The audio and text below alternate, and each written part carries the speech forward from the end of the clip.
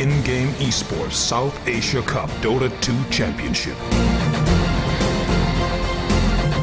Bangladesh, India, Maldives, Nepal, Pakistan, Sri Lanka, $1,500 prize pool. Be crowned kings of South Asian Dota. Organized by In-Game Esports, powered by Intel.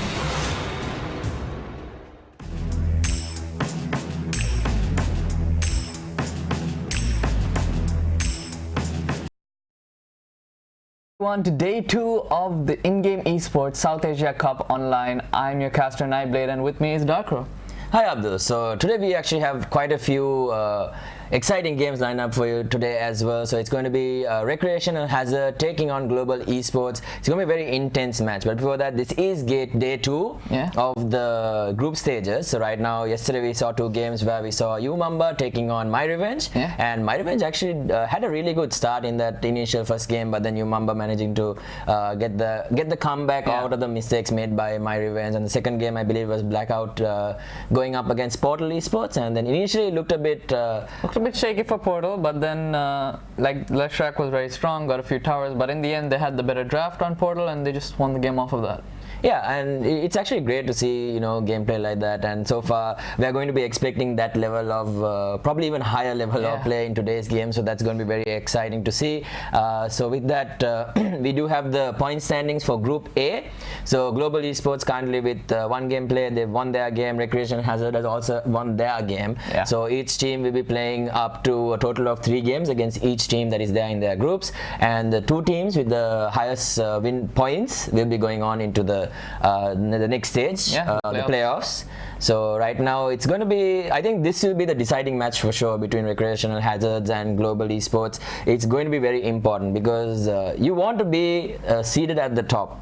So you get the benefit out of sitting at the top. So if they can manage to win this game, because that's the thing about Dota. It always most of the games are, I think, actually are won through the draft. I would say about 80% of the game is maybe even more. 50% I think is won through the draft, and then the rest of the 50 is just Okay, so 50-50. Yeah, 50-50. Yeah, but then this is if.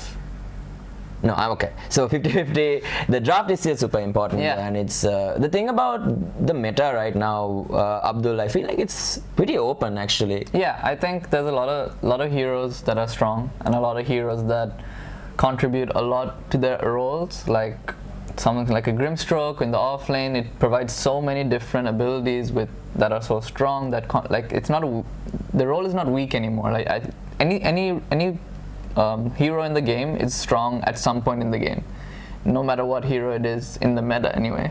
So like even those days, even a position 5 used to be something like, okay, you have a stun, you have this, you have that, but you don't have those. You don't really do anything in the later parts of the game. But now even a position 5 can contribute a lot to the game, just with items and how the gold works now with bounty runes. Yeah, for sure. And with that, we actually are getting into the draft. So looking at things so far, we see a Shadow Demon and Leshrac being picked up, and I think those 2 have been monumental combination, not just in the South Asia Cup but during TI as well, because Shadow Demon and Leshrac really do sync well together. So it's a very strong opener that Global Esports have gone for. And on the side we see the Ogre Magi, which currently has a 61% win rate in the IGE South Asia Cup, which is powered by Intel. So that's going to be interesting to see how they work around with this Ogre, because sometimes we do see the core offlane Ogres, we're picking up those Midases into Greaves, going into an Aghanims, just multicasting over and over again. So and Lina just being one of those flexible picks that can be played either in mid lane or as a position 4 as well. And it's pretty good with the Ogre as well, because you have the setup for your LSA. Yeah, I think these picks are just very standard. I think the Lina is it's not picked all the time, but it's pretty good. And I think more people understand that when a hero doesn't have boots, that you can always land the stun with Lina, and the stun is really good at level 1. So if you can make these early plays with Lina before these heroes get boots in the lane, you can always have a big impact onto the lane and win your lane very hard. We see a Naga being picked up by Global Esports, which is a pretty early Naga, but if you look at the bans coming out from both teams, you see a lot of the Naga counters are out. Like there's a Shaker still in the pool, which is also a very strong hero that Recreational Hazard can pick up. But I don't think it really fits into their lineup now, because they already picked the Ogre and the Lina. I mean, they could put the Lina mid and make it a Shaker 4, but we'll see. They could also put the Lina mid and pick up a Warlock. I don't believe the Warlock is actually banned, so yeah, I think a Checker would be probably the choice if they wanted to go with that option, because Ember Spirit was also banned out by Global Esports. So maybe even Sven might be an interesting pick, but we'll come down to the laning stage and how well Sven does, because if he can get that phase boots as well as Midas at a decent timing, then he can probably deal with the illusions coming out from Naga, because usually we do see the Manta into Diffuser Blade build coming out from the Nagas, and most Nagas don't really want to build into a BKB. So if you do manage to catch out, you can actually control with most of the multiple stuns that they already do possess, because they have the Ogre as well as the Lina. But so far, if this Naga has a really good laning stage and gets off to a very good start with a lot of farm, it's going to be very difficult to deal with. Yeah, but there is the Shadow Demon Purge, so that's also a very big deal for the Naga.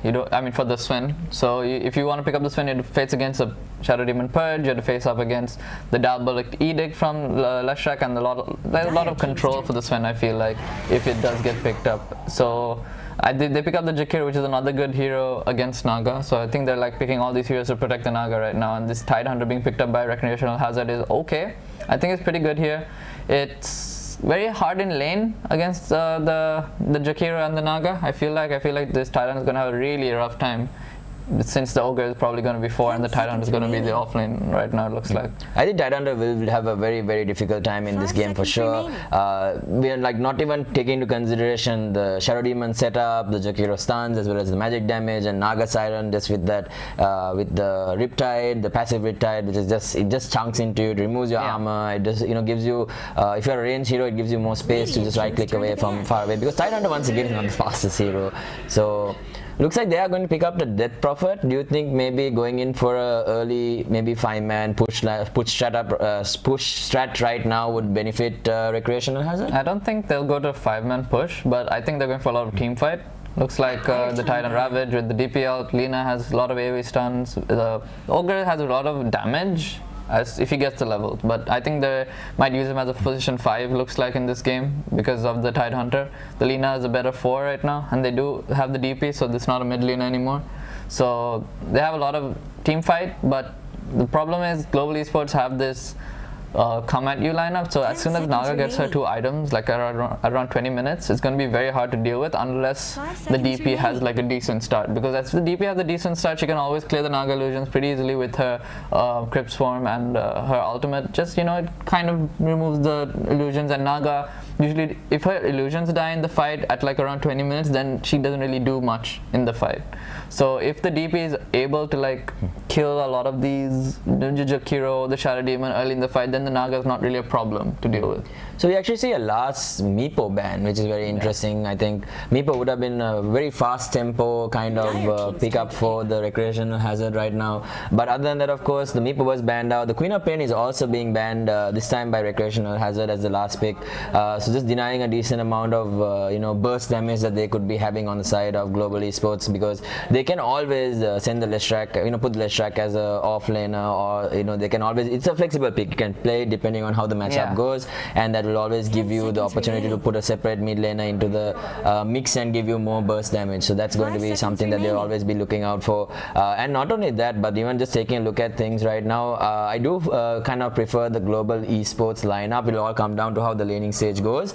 The Naga is pretty strong, and also Shadow Demon with his disruption can also use the Naga Sirens illusions really quite well, because they also do get the Riptide passive, which gives Shadow Demon a decent way to kind of, he can just go and disrupt one of the illusions that Naga creates, and he can use that for his own benefit as well. Yeah, he can use it to push lanes, or like maybe when they're sieging high ground, but mostly in the team fights he wants to use it to save. Yeah, definitely to use it to save, but during the downtime, because there is a timing, right? But like when you're Shadow Demon, you don't really want to use the illusions, because Naga can push the lanes out by herself, and you don't want to steal the farm from your cores, especially in this patch where there are all the cores really need a lot of gold, so you don't want to take most of the gold unless you have to push the lane and you're like the only one, and like the other cores can't really push out lanes. Like you can opt to get a core that doesn't need to push out lanes, something that doesn't really push out lanes very quickly, and then instead of that use the Shadow Demon to use the Naga illusions to push out the lane.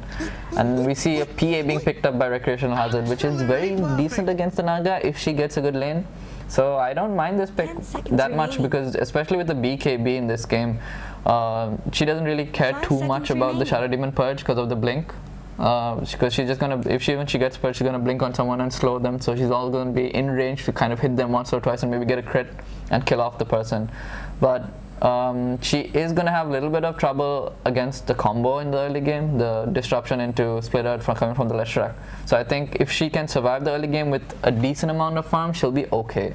And she'll always have a decent amount of attack speed as well, because you'll have that position 5 ogre just sitting behind you, always using that bloodlust on you, making sure you have more attack speed. So then you can farm up your items faster. Might be a Battle Fury into BKB and then looking at the situation and going from there is what probably they'll be looking at. But if the PA does have a very good game and does manage to get a decent timing on that Battle Fury, and you know she gets like the second level in coup de grace and just starts farming, she might actually be quite a threat, because most of these heroes on the side of global esports, other than maybe the Naga Siren once she gets a few of her stat items, the Jakiro, the Leshrac, the Shadow Demon, all are quite burstable once the Phantom Assassin actually gets a decent amount of farm. That's very true. So even it just takes about 2 or 3 crits and they're probably able to bring them down. So Leshrac might be looking, if he's a mid lane Leshrac, he'll be looking into getting that, maybe that Shiva's guard, anything that will give him armor that gives him some time to sustain against the PA. But until PA gets these items, the Leshrac can definitely heavily pressure the PA, and if she gets caught out by a disruption into a perfectly timed Earth Splitter, I think the PA is going to go down 100%, because once again she's not the tankiest hero, and even the items that she gets doesn't really give you too many stats.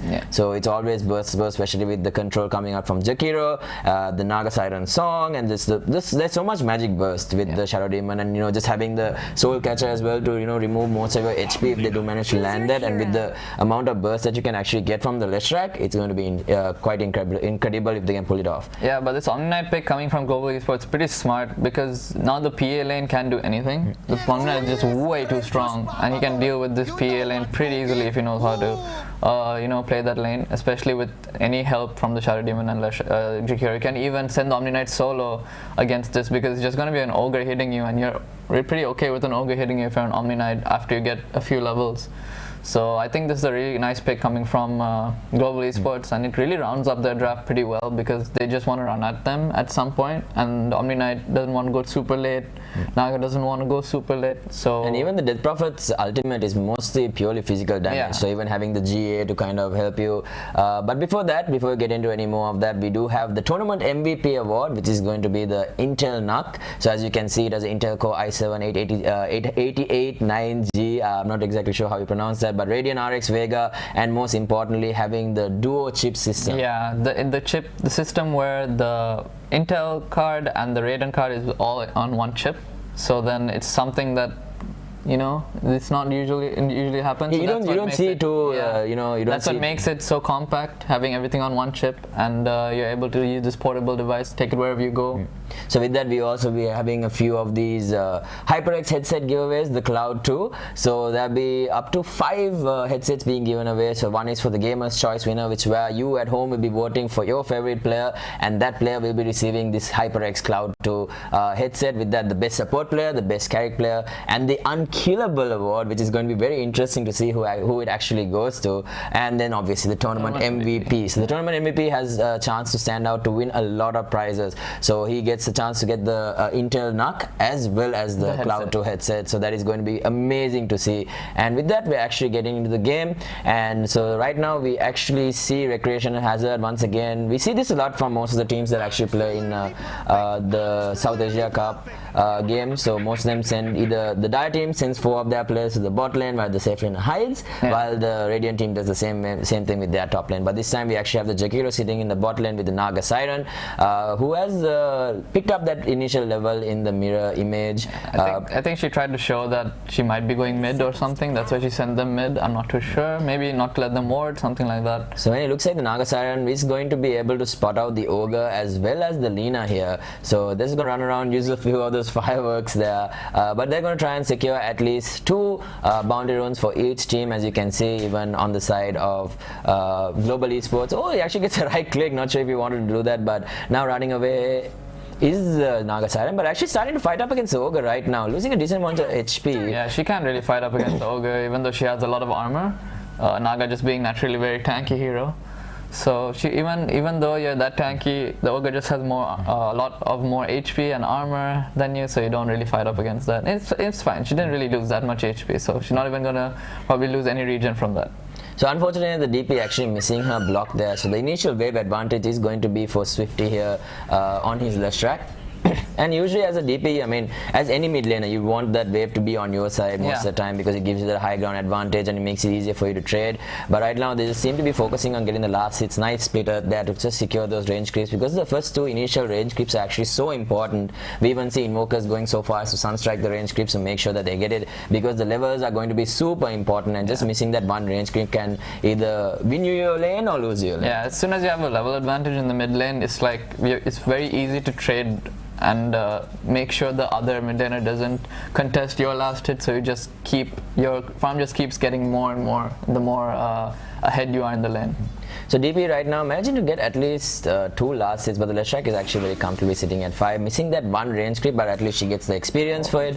So meanwhile in the bot lane, we do see LSA actually landing onto the Jakiro here. She's going to take a decent amount of damage, but that is going to be about it. And they're still level 1 on both the sides here, the Lina as well as the Tidehunter. But the Tidehunter seeming to tank up a lot of damage here, almost losing up to half of his HP once again. Another LSA is landing onto the Jakiro. Jakiro trying to get the pull off. I think the Lina should be able to disrupt this pull, so there's no way they're going to be able to get it. And the lane is going to push towards the Tidehunter, but level 2 on the Naga Siren, and now the passive procs from this Riptide is actually laying into both these heroes. Even Lina losing a decent amount of damage, and now he has dual breath as well as the liquid fire, so he can do a decent amount of damage. But right now the lane is being pushed, so the Tidehunter will be happy just to regen up and try to get as many CS as well as EXP from this wave. Yeah, I mean the Naga's okay with pushing this wave because one thing, she's getting a lot of harass onto the Tidehunter, so reducing their regen quite a bit.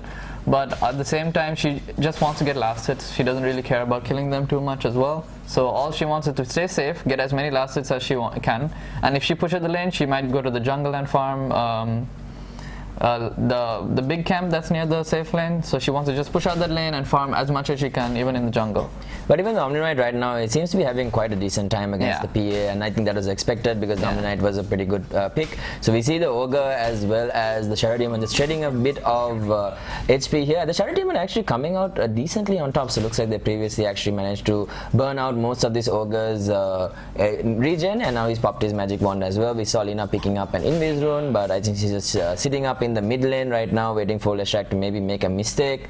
But anyway, sorry, so it looks like Lina has actually just rotated back to the bot lane, just making sure that Leshrac doesn't get any more bottle charges if he's willing to get it, because you know runes can always make or break the mid lane as well, because a double damage, a timely double damage, even a regen rune can provide so much. Nice deny there from the DP on mean, even an illusion rune can always net you a kill if you know how to use it properly. So most of the runes, other than like a regen, are very potent to the mid lane.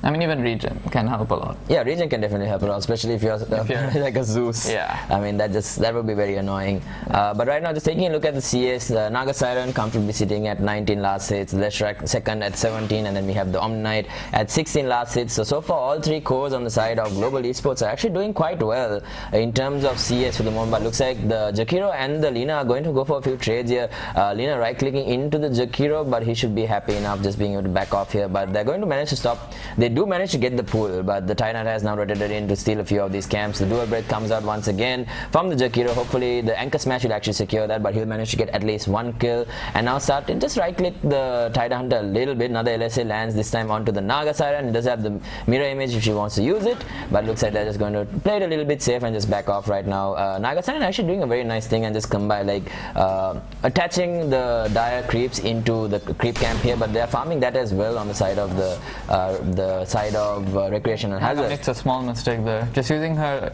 mirror image when her HP was low, so then it was very easy and for this Tide and Lina to just clean it up so quickly. And now so once again, looks like they make a movement onto the Naga here. The LSA is out and so is the Dragon Slave, but the Naga is going to immediately TP out, but actually cancels it. Jakiro moving forward, trying to trade with the Lina here, but immediately wanted to back up. Does she have one more Dragon Slave to try and finish off this kill? It should be enough. Are they trying to dive? And now the Naga Siren right clicking in the Tide Hunter actually gets the kill, and Naga Siren might be in a little bit of trouble. Pops some mango as well, but very low. Does have a Fairy Fire? No, she does not. Sorry, the Fairy Fire was actually the Death Prophets, but the Naga Siren does go down, and the Jakiro does manage to get the return kill, but I don't think the Naga should have maybe tried juking in the trees a little bit faster there. No, I just think that entire engagement was all because she used her mirror image early, because she can always, you know, fight them if she has mirror image, because what happens is when you use a mirror image is that most of your damage is gone, and if their skills are very low cooldown on Lina and Tidehunter.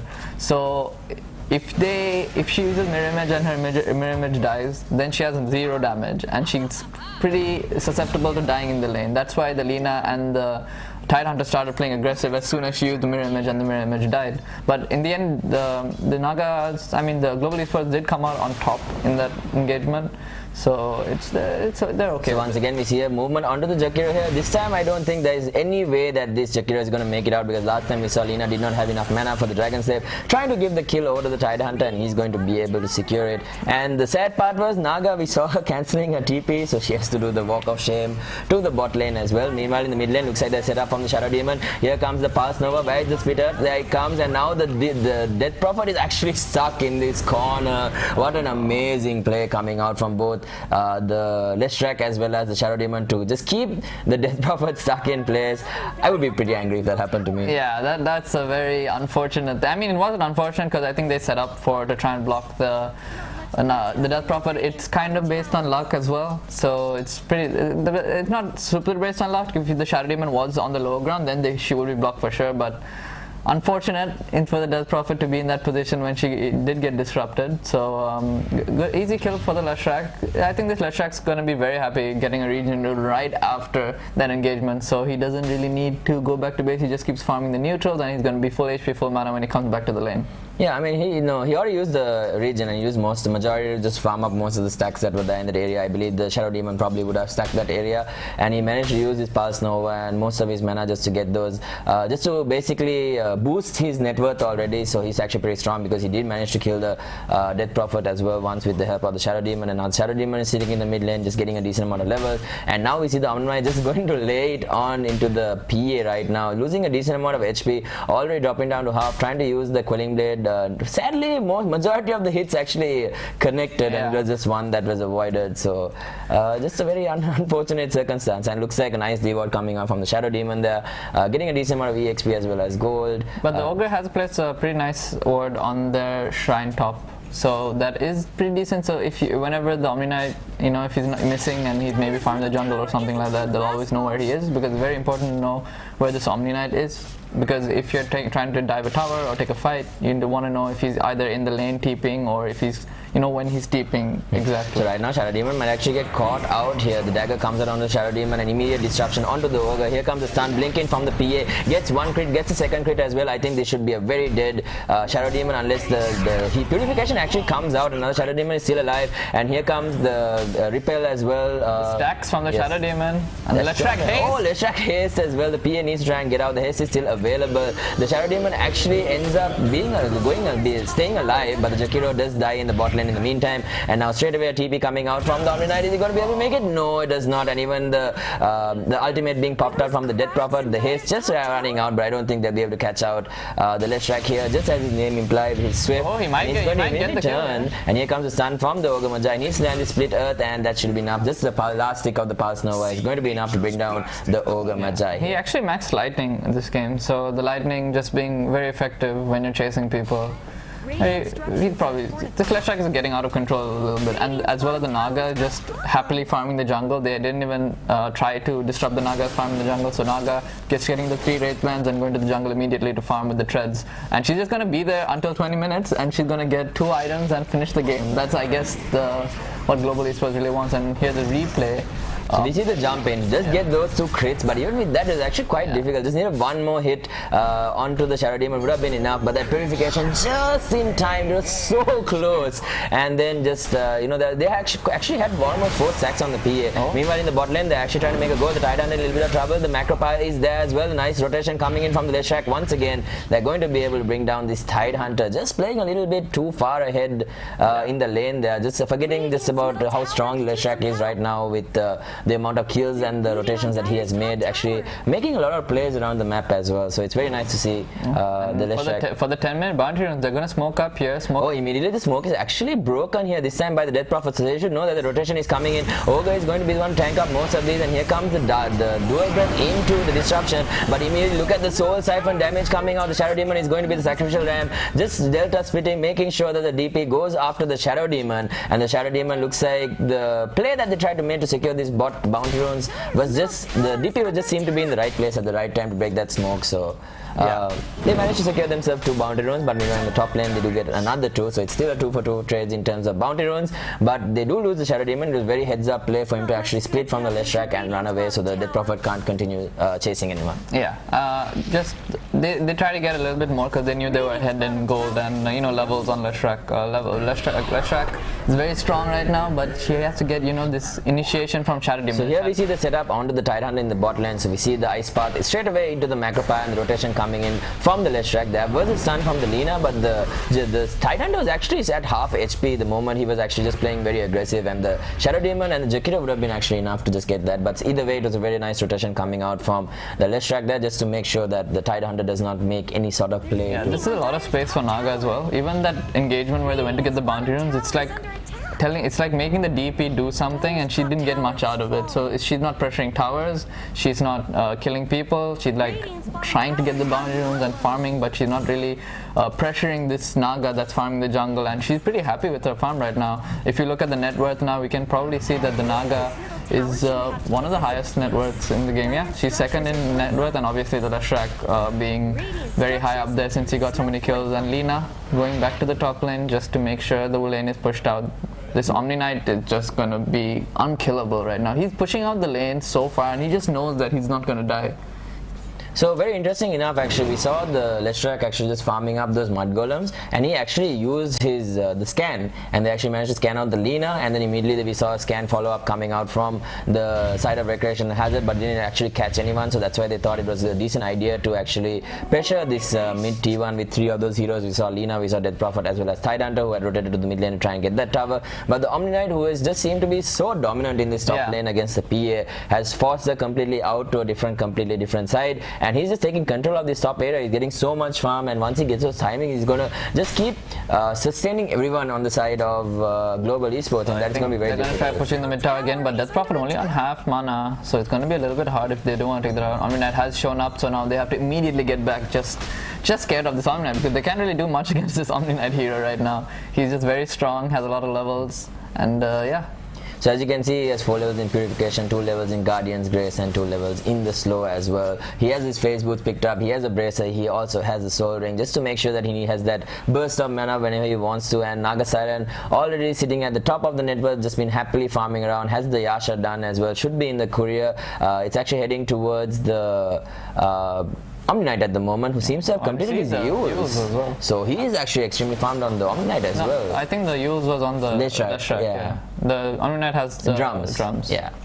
So then I think the towers are going to start falling very soon now. We see a smoke immediately coming from Global Esports, trying to get a pick off here, and they might run into They actually run into the PA here, gets the disruption out, and this should be a very, very dead PA. There's no way she's getting out of this. Macropire, Ice Path, into the Earth. We are used though. This is a mistake coming out from the Death Prophet.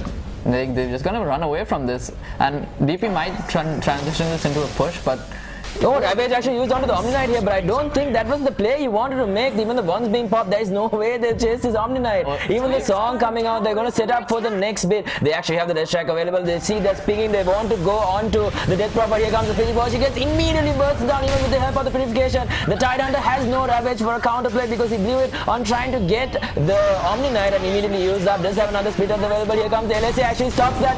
Another stun coming out from the Ogre. The Leshrac needs to try and get out, but looks like he's actually going to manage to, and the jump in coming in from the Omni Knight, going to try and burst down this Tidehunter. Tidehunter actually goes down. Laguna Blade hitting onto the Omni Knight, but it's not going to be enough. Once again, multi-cast into 2. Can they bring down the Omni Knight? Omni Knight actually trading around. He gets the heavenly grace off as well, and that is going to be a 5-for-0 trade because the PA was dead previously, and that was a huge mistake by Recreational Hazard. Why would they use a Tidehunter Ravage when there's no one there to follow up? Yeah, and as well as the DPL prematurely used there.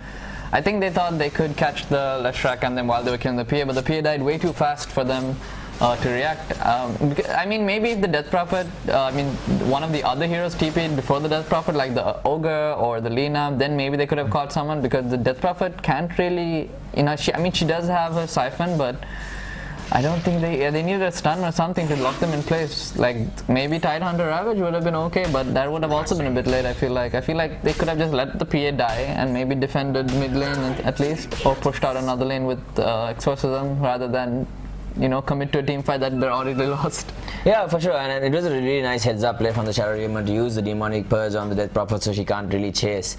So she has gone in for the Power Trades option this time instead of the Phase Boot. Usually you see your Phase Boot drums into something, so we see the silence coming out on the Omni-Knight. The Siphon is there as well, but I think the Omni-Knight should be able to walk it away. It pops the drum as well. Here comes the Heavenly Grace. Jump in onto the Omni-Knight. He's falling so low, he should be able to walk away. Here comes the Ice Path from Jakiro. Jakiro currently stuck on the middle of 4 heroes. Is there anyone else to help out? The Purification. Actually, the Omni-Knight actually comes back in. He still has the Heavenly Grace activated. Going to use the Purification as well. Are they going to commit on to try and get this kill? They do manage to get the Jakiro, but that is going to be almost a disaster. The Omni-Knight had gone there doing quite work for the side of the Recreation Hazard, and now the Gush comes out onto the Shadow Demon. They're just trying to pressure this mid lane right now. They use the LSA to break down most of these trees to give them vision. The Leshrac is here. Heavenly Grace once again used just for that health regen. Even a pot being used, and Tidehunter in so much trouble right now. Even the Purge coming out. Nice silence on the 2, but it's not going to be enough. Tidehunter just being a bit too aggressive there, and he's going to get taken down because he was tanking the tower, and you don't lifesteal by hitting a tower. Meanwhile, in the top lane, the Naga Siren actually just pushing out. Might be a little bit of trouble here. The PA is in the area, but she's going to TP out, and she should be fine because there's really no way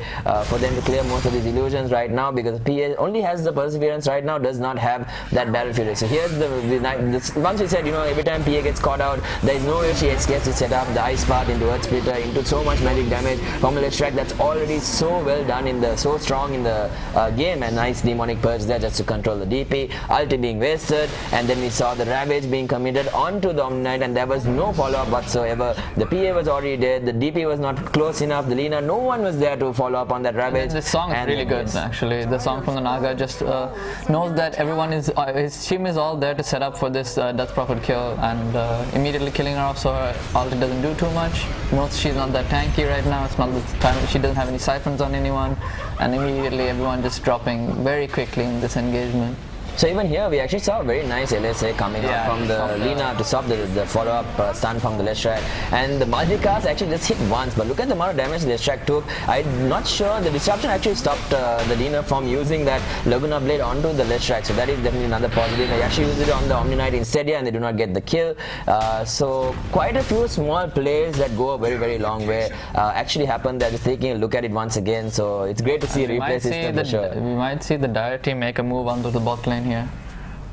So we do see actually 4 heroes around once again. Here comes the Soul Siphon onto the Jakiro. Jakiro getting multicasted into LSA is there as well. Are they going to commit the Laguna? They're going to right click him and bring him down. Use now set up onto the Shadow Demon. Shadow Demon trying to TP. Do they have a stun? Yes they do. Just get it onto the Ogre and the Shadow Demon. It's a 2 for nothing. They do get the 2 supports, but it was a 4-man rotation. But in the meantime, the Naga is farming, the Omni-Knight is farming, and so is the Leshrac. Yeah, but I think that was very good rotation coming out from the Dire. They need to start pressuring this jungle. They don't want this Naga to always farm jungle. Naga is farming the top lane now, so he's kind of outplaying the Dire team a little bit.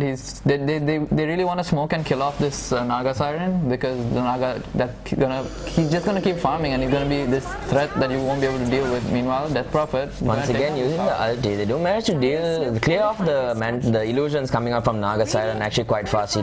She has picked up that Manta Stab, which is going to help against DP's silencer, but looks like they're a little bit afraid to commit right now on the side of Recreation Hazard. They're probably just waiting for the creeps to walk in. Song coming out from the Naga, and the Ice Path's going to lock her in place. So here comes the Ice Path, and now the Swifty is already there. The Leshrac going to burst him down. Even the Guardian Angel are already being used, and 2 used already. The Death Prophet's still alive, does have a split, the Earth Splitter, but another silence coming out, but the DP does get bursted down. Tidehunter now trying to run, did not even use the Ravage right now, or did he? He did. Okay, so he did use the Ravage, but I didn't even see it, and they've actually managed to chase down and kill 3 heroes there, just overextending a little bit. Yeah, they cannot fight into Song right now because they have this setup with the Jakiro and the Shadow Demon. They can go on 2 different people if he lands a good Ice Path, so it's just very hard if he gets a good song off. And this Death Prophet isn't as strong as she thinks she is. She's always standing on the front line with her ult ready, but this song is just really, they're just utilizing it really well on the side of Global Esports. Yeah, definitely. I think the song into the Jakiro setup, into the follow-up setup from the Leshrac as well. Anyone, actually now in the top lane, they actually catch out the PA, and there's no way she survives this. The LSA is there, but Swifty is there with his Leshrac, with the Pulse Nova, and now we can see the multiple rotations coming in. And I think Recreation has just wanted to play on the opposite side of the map just to make sure that the PA gets farm. But right now, they're just so fast on these movements, and in the meantime, everyone else is pressuring the bot T2. And because there were so many TPs in the top lane, there's no one to defend the bot T2, which means Naga and Omni Knight are going to get a free tower here. Naga is just going to leave the illusions, go to the next jungle camp. They're going to start farming out there, and Omni Knight and Jakira are going to be happy enough just getting down this the tower, T2 tower here. And we actually see the boots of travel being picked up by the Leshrac or moving to the bot lane as well. So the Titan needs to be careful here, because if he gets caught out, they actually do have a decent amount of damage. So Kaya, Yules, as well as boots of travel being picked up on the Leshrac. And according to net worth, the Naga is so much further than the Leshrac as well, almost 3,000 net worth more than the. So top 3 net worth are already going the way of global esports, and Butterfly just 500 gold away from completion on this Naga side. She's going to be so scary. Once she completes Butterfly, the PA is kind of useless because she doesn't have any much damage. She doesn't even have a Belfry yet. She has it right now, but it's a bit late. It's 20 minutes, so she really wanted to get it at least at least at 16. You know, she wants to be farming. She died just one too many times, getting picked off here and there. I think that's just shows that the smokes coming out from global esports just a lot better utilized. I think the Dire team did get one good smoke gank into a double support kill, but it wasn't on a core. Like I said, they want to kill the Naga or the Leshrac. They can't really kill Omni Knight very easily, so they don't want to really look for the Omni Knight to kill. They want to kill either the Naga or the... Oh, we actually might see the Naga actually running out onto the deep death prophet here, and the Leshrac is there. Look at the damage, and even with that soul catcher, they burst her down so much, and she can't really do anything about it. And once again, even the death prophet going down for 40 seconds right now, and I think global esports just playing way too fast for Recreation Hazards to keep up right now. Yeah, I think they're just playing a faster game. Oh, they actually, I think they saw the smoke here. Yeah, they probably saw it, but I don't think it matters. Pings out in the bot lane, and actually they might actually manage to catch out one of these players right now. It's going to be the Omni Knight. He has the Heavenly Grace available, and now they're actually pinging out. The LSA is not going to connect, and here comes the 2 into multi-class. But I don't think you want to go into this. Immediately they're going to start running around, but the Leshrac is there to catch the Lina here. Do they commit Ravage? Ravage actually connects onto all 3 of these players here. Lina falling down really low. Here comes the LSA. They actually managed to burst down the Leshrac here, and even the Jakiro actually goes down. Is this right? Turns around, and now the Lina still manages juke and jive. Few more right clicks would have brought her down, but looks like she's actually going to be able to be enough to survive,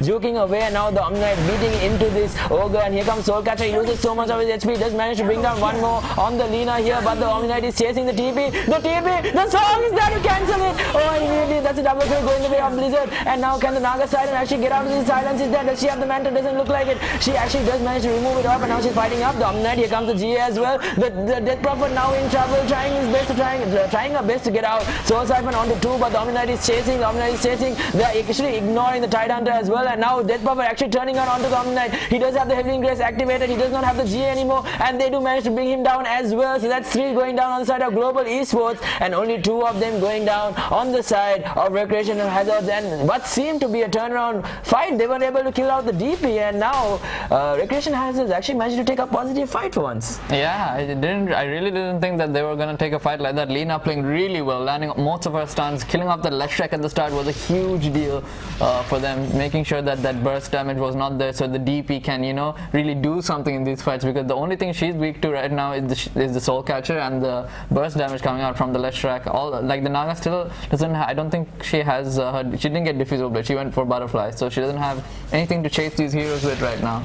So if she goes and gets into a chase against the Death Prophet, that's what is probably gonna do a lot more to the Naga, because the Naga really needs that, you know, lockdown if she doesn't have any mana like the Diffusal Blade or a net. But I think when she netted, she got used up or something, so she wasn't able to lay down the damage with her illusions onto the Naga side. So it looks like she will be going into that diffusal option yeah, next. she really needs it. But even the Lina, I mean, already picking up Aether Lens as well as the Yule Scepter is going to give her quite a decent amount of those, you know, defensive options. But here's that initial fight we saw all the way back near the T2 tower. cover, the Naga Siren actually using that mirror image. I couldn't manage to catch the Ravage here, so hopefully we were able to see what the initial Ravage that we saw and how we missed it.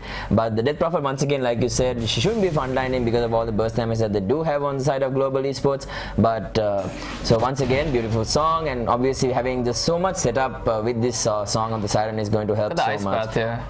It gets a really good ice path. Yeah, so he gets the ice path on 2 and immediately Naga focuses down the Lina. Lina goes down. There's a little bit of time for the Death Prophet actually. Yeah. So there's the Ravage actually connects onto only the Shadow Demon because at the moment the Leshrac was actually used up in the air as well. So a bit unfortunate, but they actually do get taken down in that period, and you can see Omni just taking that the kill right there with the purification because obviously it's pure damage and it's much better to deal with the Tidehunter. It's just nice how they know that they only need the Leshrac to deal with the DP and the Naga can clear off the backline. It's just very nice that they're splitting their damage. And look at how fast this Roshan is actually getting taken just down. Just the minus armor and the edict from the Leshrac doing so much here. So who would you give it to here? Looks like I think Leshrac is the key. I think, but they actually give it down to the Naga. Yeah, because what they want to do now is they want to go high ground. Yeah, so they want to siege with the Naga. They want to just send the Naga high ground. And I mean, but I feel like they'll struggle to kind of kill the Naga unless the Naga really gets caught out of position because they have so much sustain. They have the Heavenly Grace, they have the purification, they have the GA. They can do if the Leshrac goes to the high ground, they'll probably just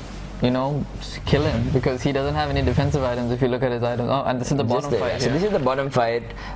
Initially really bad go. Yeah. That was the only elixir that she missed, but they do manage to get a multicast onto the Omni-Knight, but with the Heavenly Grace it does not last. Right now the Leshrac dying here is the biggest deal because they hit the Spirit onto the Lina, but the Ravage turnaround with the stun from the Lina just destroys this Leshrac. So nice two-man stun there, not even managed to get the dual breath off, and then we saw the Shadow Demon coming from behind, but the anchor smash damage is so high that Jakiro actually gets taken down. They're trying so hard to bring down the this. The juking coming from the Lina here is very nice. And I really like the Bloodlust right there, just give him that extra movement speed, just juke and jive, and he almost made the TP. The Soul Catcher burns down so much mana, I mean so much HP from the Ogre. And we might see the Naga Siren actually going on to the DP. Defensive use is there. I don't think she gets out of this. She might actually get taken down. They get the stun off onto the right Naga Siren. Are they going to fight this? They do have a Ravage available if they want to commit it. A nice stun, split out follow up, but the Kraken Shell is there. But no mana left onto the Tidehunter. He's going to try his best to run away, but I don't think they'll be able to bring him down. Anchor Smashes come out, and they actually manage to catch the Ogre as well. They miss the Ice Path, and the Tidehunter is going to be able to run away, but they do manage to get the kill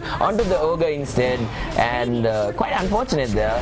But end of the day, they get 2 kills, and which means with the Aegis, they can just start sieging. I mean, as soon as she got Diffusal Blade, she could kill the Death Prophet, right? Like, she just needs those items a little bit. Like, she did, the last fight didn't need to happen if she just had a Diffusal Blade instead of a Butterfly, but it's fine.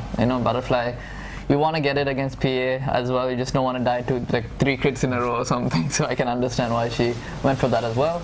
But so far we've seen actually quite a lot of discipline coming out from Global Esports. They're giving Recreation Hazard a lot of respect, and they're playing to their strengths right now. They're trying to pick off, and once again the Lina just getting caught out here. Use up the Omni-Knight, but the Earth Splitter is there. They do have 4 heroes here. The Lina is going to get picked off, and I don't think that's what you wanted. But the Naga Siren is around in the moment. Currently the Tri-Camps is farming that up, and the Omni-Knight is just frontlining, and this should be the T2 going down, and they're like chain kills right now, chain feeds right now on the side of Recreational Hazard. They still do have this Tidehunter Ravage, but he needs to make sure he can frontline here, but if he loses his mana, he's not going to be able to pull off this Ravage. And once again now we see the siege coming in. Soul Siphon onto the Naga. Loses actually quite a decent amount of health right now, and they need the purification, maybe give her a little bit of mana as well. Even use the SD save, I mean the SD disruption if you want to, but I don't think, like you said, they just want to save it for the save, and they're going to back off almost immediately. And now PA actually picked up his Battle Fury and Deso, so we haven't seen him in most of these fights at all, and he's been farming up with this Battle Fury and with the crits and the space that you can always get. You can actually farm quite fast with the PA, with the crits, but she needs to get that BKB, and once she does, she might be able to impact these fights quite heavily, and maybe we might even see globally, I mean, Recreation Hazards win some fights. Yeah, because this Leshrac hero is going to always die to this PA if the PA is strong. Leshrac can't really do too much unless he gets like this a Ghost Scepter or something like that against the PA. And even after that, the PA, if she gets a 10-second BKB, she can win most fights. So, and we see in the mid lane, the Naga just approaching from a really weird angle onto the Death Prophet, so she didn't really expect that to happen, and immediately going down here to the Naga Siren.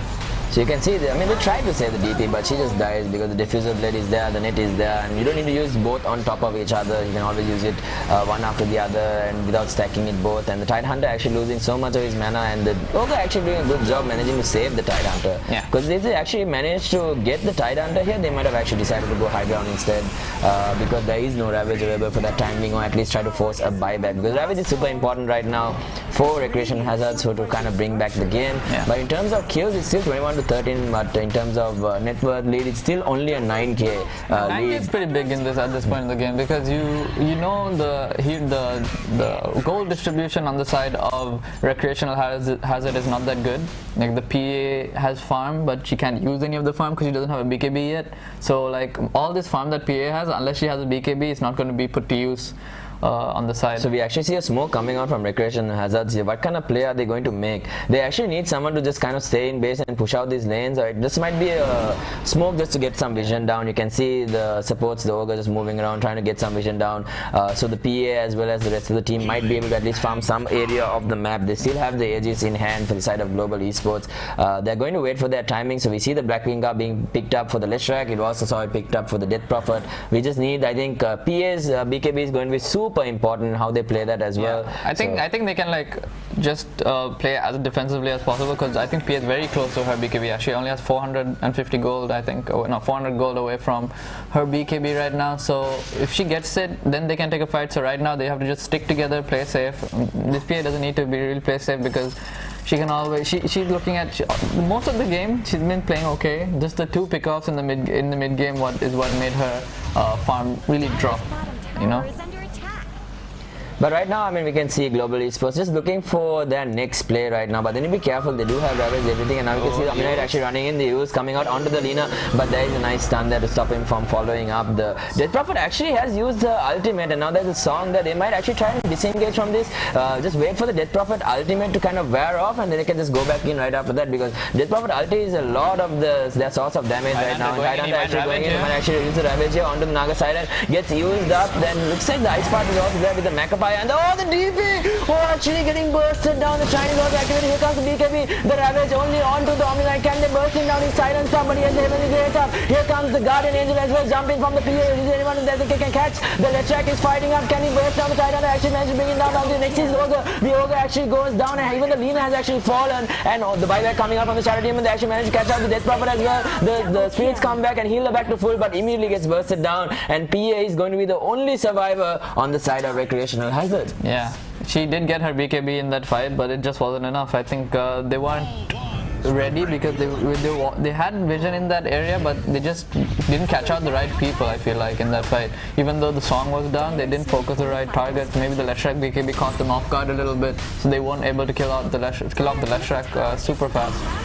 And not only that, I mean, PA even BKB didn't commit onto a Shadow Demon, and the Shadow Demon immediately just bought back, and that's not what you want to see. You want to, you know, burst down a core with the items that you have, and right now they are going to have to give up this melee barracks. They'll be lucky if that's all they actually lose, but they're actually losing the bot lane as well. Jump in from PA here onto the Naga side, and does have that butterfly available, so she needs to be a little scared here. We do have the Death Prophet coming in another few seconds, so she should be respawning, but they already lost 2 melee barracks, and the damage has been done by Global Esports. Once again, here comes the dispersion and the song. The PA is caught out of position right now, but looks like all they want to do is get out right now. And double kill on the Shadow Demon.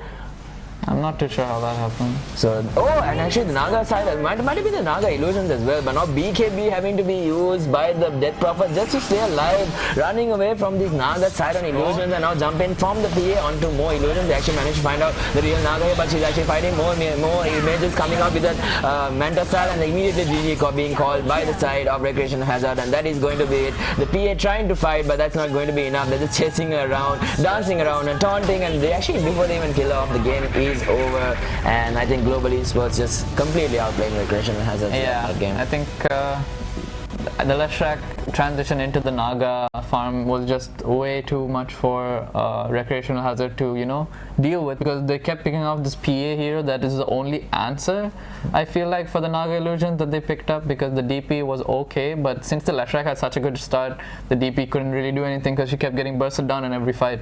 That was pretty unfortunate. I mean, the Soul Catcher with the Leshrac Magic Burst has a huge. Like we talked about the combination, and that's why it was so strong in terms of how effective the Leshrac was, and the pace that Global Esports played at was actually so good. It was so fast. They timed it perfectly. Their smokes were really good. We only saw one really good smoke coming out from Recreational Hazard, where they managed to pick off the two supports, but they never actually killed the Naga Siren. Yeah, the Naga Siren just kept farming and farming. And to be honest, if the PA had one less death and he got that Battle Fury 2 minutes earlier, I think we would have been into a different game. Maybe. I mean, the possibility is always because there. Naga had her butterfly early as well, so PA wasn't the best thing that they could do. I mean, they can't really kill off the Naga because of that. I feel like the PA needed a little bit of a better game, and the DP especially needed to play a little bit better in that game, I feel like, because she's the one who had to pressure this Naga in the early game, and she didn't really do that. She just kept farming and losing team fights. Like they never invaded her jungle. They never tried to catch her while she was farming with smokes. Those things are very important when you're playing against a Naga, because you want to kill her and take an objective, because you know that if they don't have Song, they have no real setup. And when they don't have setup, you can always take towers with the Death Prophet ultimate. So here we see that just before the end, that one fight where we saw Recreation Hazard, they had already committed the DP ult, and you can see the Naga actually microing most of her illusions quite well, and immediately here comes the Tide Hunter walking up to the high ground. They have the vision of this, but it's just not the best go, and we actually see the Death Prophet losing so much HP with that Soul Catcher and the Naga illusions hitting and forcing the BKB. They do manage to hit two of the players on the side of Global Esports with that, but then when you have the GA as well as the jump, so you can see the jump coming in from the PA onto the Shadow Demon, but they do manage to pick off the Tide Hunter after you Ravage. Ogre gets picked off. Before that, the Naga also dies. Sorry, not the Naga, the Lina actually dies. At the start of the fight, the PA jumped the Leshrac, and Leshrac immediately BKB, and then PA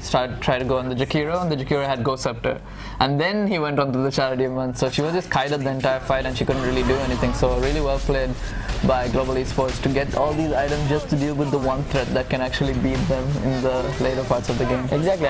If they manage to win that fight, maybe PA does get back into the game, but it just goes to show how far the Naga Siren is, even picking up that Skadi before, and you can see she's just missing everything, and the illusions are so tanky, they're so hard to deal with. I mean, if they had the Leshrac, different story, but right now... And Shadow Demon just getting more illusions off of this. He just cleared the background with the illusions. As you can see, he disrupted the illusion next to the Ogre, so the Ogre dies, and as well the Lina probably dies too. Just those two illusions that Demon controlled. So Shadow Demon's illusions actually doing so much, and this is the last fight that they took. They didn't even have Ravage, and you can see the Death Prophet all losing 75% of her health, having to BKB to run into the fight. They've already started. You can see they've all taken to the shrine. The PA is nowhere near. The Death Prophet BKB is already gone. She's hitting illusions on the PA, trying to jump onto the Omni Knight. There's no way they burst him, and even the Purification comes in. They can't even do any damage. Look at this, and they just immediately get evaporated by the Naga Siren and his the Riptide passive, and then just play around with the PA before the game is over. Yeah. So very well played by Global Esports. Very convincing victory. Yeah, definitely very convincing victory, and I really loved the pace that they played at for sure. I think the Leshrac was a huge factor in that game, and Naga Siren just completely knew where to be at the right time during that whole game, because there was never ever a situation where the Naga Siren actually put herself in danger, and she even farmed aggressively on their side during very early stages of the game. So she knew where to farm, and she was avoiding every single engagement in that early game, because that is where she is the most vulnerable. And once she gets that Manta style, she's strong, and with the amount of setup that they have, we saw the Jakiro with the Ice Path, the 2-man Ice Path and the Macro Pile, and then obviously Soul Catcher into all the magic damage that the Leshrac had. It was just one good fight that Recreational Hazard had, where they bursted down the Leshrac, but once he got the BKB, there is no way they're going to burst him down, because he's just going to sustain through it. Who is going to do the damage other than the PA? And the PA had Battle Fury and Deso, so if he doesn't immediately get the jump, and if there is no lockdown on the Leshrac, he's not going to die immediately. So unless she had the bash or something, Leshrac is not going to die to the PA, even if she does have BKB. So just a bit like they had to know how to ward to the places they think the Naga is going to farm, and try to gank her and kill her, and then take a few towers, or maybe Roshan also, because you have a Death Prophet and you can easily take Roshan. If you commit Exorcism to kill the Naga, you can immediately go into Roshan.